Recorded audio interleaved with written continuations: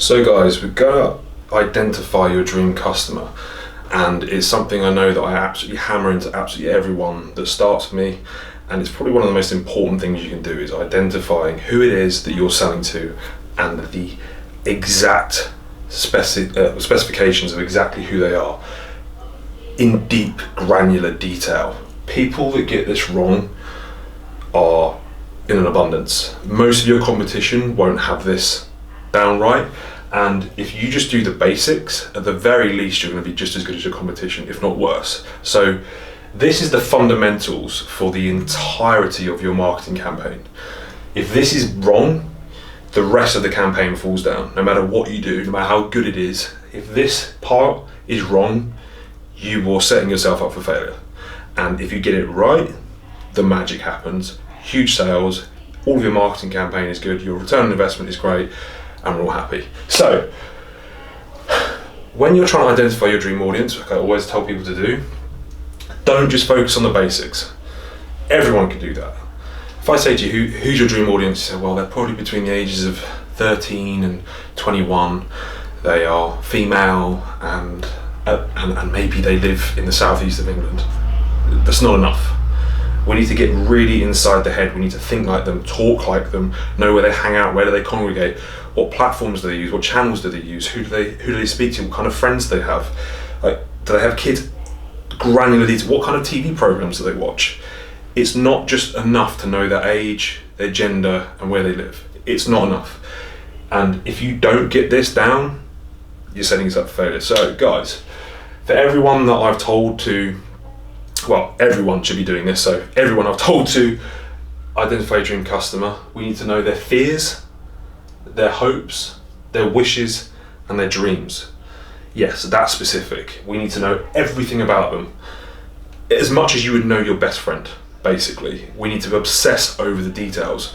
So when I ask for your sheet on your dream customer, it needs to be granular. And I'm going to show you a diagram in a minute called the Halo method for identifying all of these things, which will be on the next screen. So we'll go through and actually show you how to map it all out. And the best way to start doing this is presumably if you have any existing clients, this is a great source to use. If you don't, then you're going to have to think for yourself. But for people that do already have existing clients, if you start looking at the ones that have the most in common, the ones that come to you most regularly, the ones that you identify patterns. So use your current clients as a proxy for this, because you've already got an open channel with them. You can start asking these kind of questions that we're going to go into without having to use extra research methods. So ask them all the questions that we're going to cover in a minute, and to really find out what their fears are, what their hopes are, what their wishes and dreams are. So if you've got the luxury of having existing clients, dig deep with this stuff, and I'll go over the things in a minute that you need to be finding out about them to basically map out a proper audience panel. We then need to find out how they talk. So that's finding out keywords that they use, and a really good way for doing this is basically start using blogs in your industry, your field. Like I said, if you're targeting stay-at-home mums that have kids, there's blogs for these people.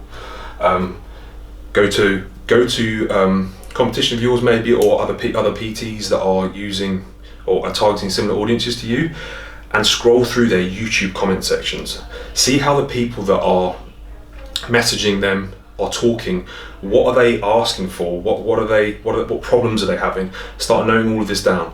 It's the best way to see, because they have quite in open forums where people are quite, especially when they're behind a keyboard and not in front of someone, you really see how they're thinking, what they're wishing for, what is scaring them, what makes them tick. And what you'll suddenly start to see is there's a massive group of patterns that start arising. Reddit's good, same thing there. Find people within your field and who you're targeting, and just start reading everything. Quora, you can use as if you haven't seen that before, type it into Google. It's basically a question-based forum, so people will ask questions. For example, how do I get in shape when I'm at home, a single mum? There will be tons of questions on that, and single mums will answer. You can suddenly start to build up a really good idea of how they talk, what their wishes are, what their dreams are, what their fears and hopes are. So great platform. And social media, comment section. stories. Just consume where your target audience hangs out, and be in there and start making notes of absolutely everything. And before long, you'll have a really good map of exactly what it is, exactly who they are, which is going to enable us to start basically building all of your marketing funnels on top of that, all of your website copy, all of your advertising copy. It'll all be targeted around this and how they talk. You'll know exactly how to write, and it makes your life a lot easier as well. You won't have to sit there trying to work out how to write ads. It'll just basically be picking and plugging in words, because I can help you provide the draft copies and the structures. It's just simply taking your target audience and placing that in. So the next screen will be a Halo map that you can start to put this in, which I'll draw up now. So guys, I've got this Excel spreadsheet that I will provide you obviously when I ask you for mapping out your dream audience, and basically it covers the themes, which is hopes and dreams, pains and fears, barriers and uncertainties, and then most common, second most frequent, third most frequent, and a score out of 10 of importance. Now, based on either, like I say, analysing your current customers and the methods I just mentioned in terms of finding out information, when you start finding patterns, you have the most common hopes and dreams. If you're on the YouTube comments, what's the biggest hopes and dreams? Mention these down, give them a score. Second most frequent. It's pretty straightforward. So basically using this, if second most frequent hopes and dreams, third most frequent that appears. A good 3 per line will be enough, and make sure you really fill this in properly and really spend time filling this out so that we can both go through this together and make sure that we really structure your campaign based on these. Pains and fears, pretty clear. What is it most that's they're most unhappy about? What are they most fearful of? Obviously in terms of personal training, it's pretty straightforward. People struggling to gain weight, but be specific. Are they struggling to gain weight because they've got digestional problems, because of work? Like, really go into detail, and then you'll find that this starts being populated really well. Barriers and uncertainties, which is a really important one. Why can't they overcome these pains and fears to get to the hopes and dreams? What is stopping them? What are the main things that cause them? Is it money? Is it time? Is it the fact that I don't know, whatever it is, I haven't got time because I've got kids. I haven't got time because I have too much work. Be specific as well, but it'll all be coming up within these places that you're searching. So populate this properly and score it out of 10 in terms of its importance. How much do you actually think this person rates that barrier and uncertainty? If it's really important, whack it down as a 10, because then you know that that's a priority when it comes to addressing these things in all of your blogs, content, your value add, social media. We can talk about these things and try and address these, and then use these as attention, ways of driving attention, because you can pick up on people's pains and fears, and then you can sell them the hopes and dreams, and then you validate yourself that you are able to deliver on providing hopes and dreams and removing the pains and fears. And this is the barriers and uncertainties, is where you have to convince people that you are able to remove these and make this not a problem, so that they can access the hopes and dreams and remove their pains and fears. So use this. You can either take a screenshot of this now or use the spreadsheet that I'll provide, and please make sure you fill this in properly. So guys, as previously mentioned, knowing exactly who your dream buyer is changes everything. The services that you're going to offer and the price that you put them at will be completely dictated by this. If you don't have all this information, you're just shooting in the dark potentially what they actually want, and this enables us to talk through and actually structure the services you should be offering to optimize people wanting to buy it, and then ultimately how much you can charge. Your value propositions, obviously I talked a little bit about the fact that you're going to try and offer value up front. This is something we do obviously throughout the marketing process to get people on the hook. Like I said, we can't just grab someone's attention and try and sell to them. We have to make them believe, like I said before, about barriers and entries, and barriers and reservations. Things like value propositions, free content, free help, those are things that really help break those down and make people start to trust you. But knowing this information will change what value proposition you give to them, and make sure that it's relevant, it's helpful, and also the platforms that we're going to market on.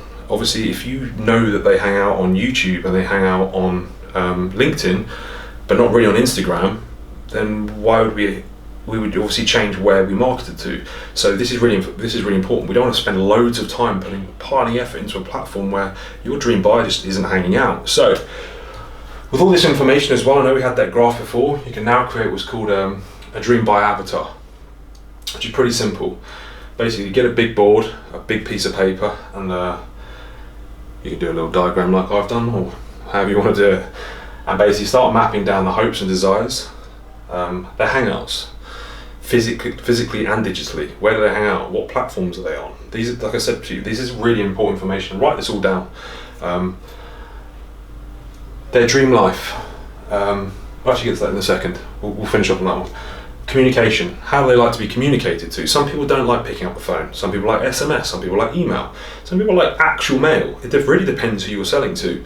So we need to know exactly how they like to be communicated to so that we can implement that. I mean, I think you might start seeing here the reasons we do all this stuff. If we plan this all right, your marketing campaigns will be so much more efficient. So we need to know this stuff.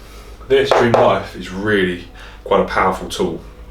Really sit down, using all the information you've gathered, and take your dream buyer, call them your dream buyer, and write from the minute they wake up. You should probably have a good idea of when that is, and also when they go to sleep, based on all your research.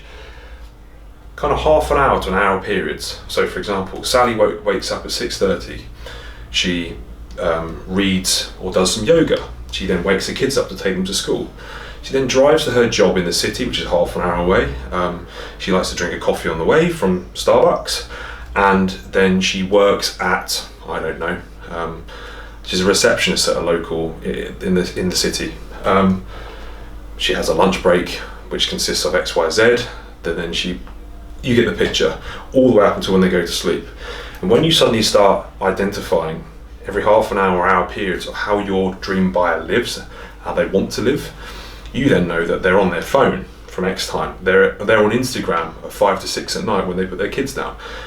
Okay, so then we know when to start marketing to these people, what to sell them, you know where they are.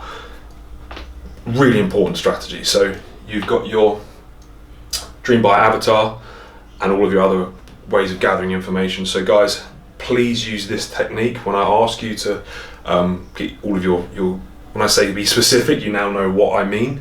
So use this these strategies, and if you have any questions, just drop me an email and I'll help you out.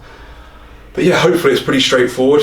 Like I say, there's a lot of work, and this needs to be obsessed over. And if it's not good enough, it won't. Your marketing will fall down. It won't be optimal, and potentially could fail. So please make sure this is done really well. And I hope this helps.